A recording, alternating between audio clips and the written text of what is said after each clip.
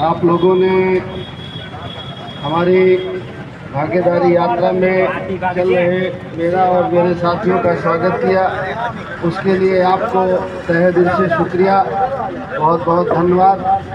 साथियों, हम लोग जन अधिकार पार्टी के तत्वाधान में हम लोगों ने भागीदारी यात्रा निकाला है। आपके मध्य प्रदेश में तो बहुत तरह की यात्राएं निकलती हैं।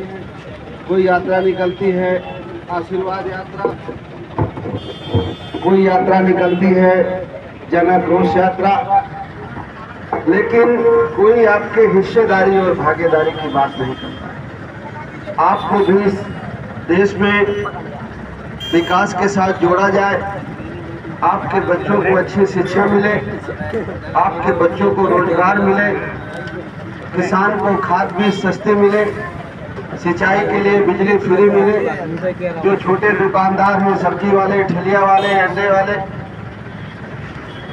फल वाले, जो बेचारे बड़ी परेशानी में उनका जीवन व्यतीत हो रहा है।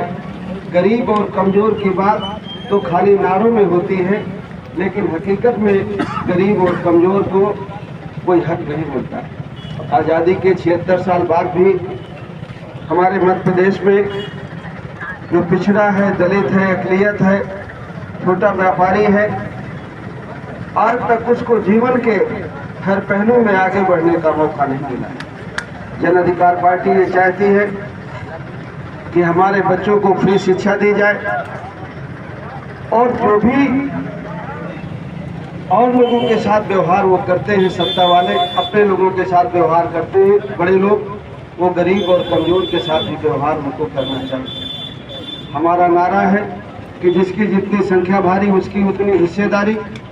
इस नारे का मतलब है कि जाति जनगणना हो पहले, जाति जनगणना के बाद ये पता चले कि समाज की कितनी आबादी है, और आबादी के हिसाब से सब समाज को हिस्सा मिले, चाहे वो सरकारी नौकरियां हैं, चाहे वो प्राइवेट सेक्टर का है, चाहे वो ठेके पट्टे हैं, चाहे वो विकास के लिए जो पैसा आता है, आबादी के हिसाब से सबके ऊपर खर्चा होना चाहिए कि नहीं होना चाहिए? हमारे बच्चों को भी नौकरी मिलना चाहिए कि नहीं मिलना चाहिए? रोजगार मिलना चाहिए कि नहीं मिलना चाहिए? लेकिन ये देने का काम तो वही करते हैं जो वोट से जीत करके भोपाल जिनको भेजते हैं आप, जो अपने वोट से जिता करके दिल्ली भेजते हैं। तो जिताते तो आप अपने विरोधी को है, राजा को है, महाराजा को है, जिसने कभी गरीबी देखी नहीं है, जिसने कभी गरीब की पीड़ा देखा नहीं। और जब बड़े लोगों को जिता करके भेजोगे तो फिर जिंदगी भर सब्जी बेचनी पड़ेगी, फिर जिंदगी भर किसानी करनी पड़ेगी, जिंदगी भर खेत में काम करना पड़ेगा। वो राजा महाराजा की पार्टियां जो हैं, बड़े बड़े महल वाले लोग हैं, राजा महाराजा और महाजन, जैसे वो हमेशा हमारे ऊपर राज करते रहे हैं, वो आज भी चाहते हैं कि हमारे बच्चों के ऊपर उनके बच्चे राज करें। लेकिन ये हम माँ बाप हैं तो हमारी जिम्मेदारी है कि किया होगा हमारे ऊपर तुमने राज, अब हम अपने बच्चों को जिल्लत की जिंदगी नहीं जीने देंगे।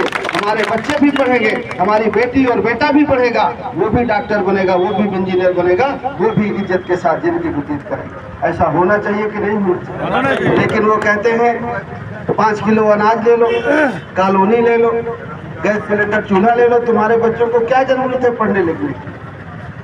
अबे आपको मिल गया गैस सिलेंडर चूल्हा, फिर आपके बच्चे और बहू को मिल जाएगा, 2-2 हजार करके 6,000 रुपया मिल जाएगा।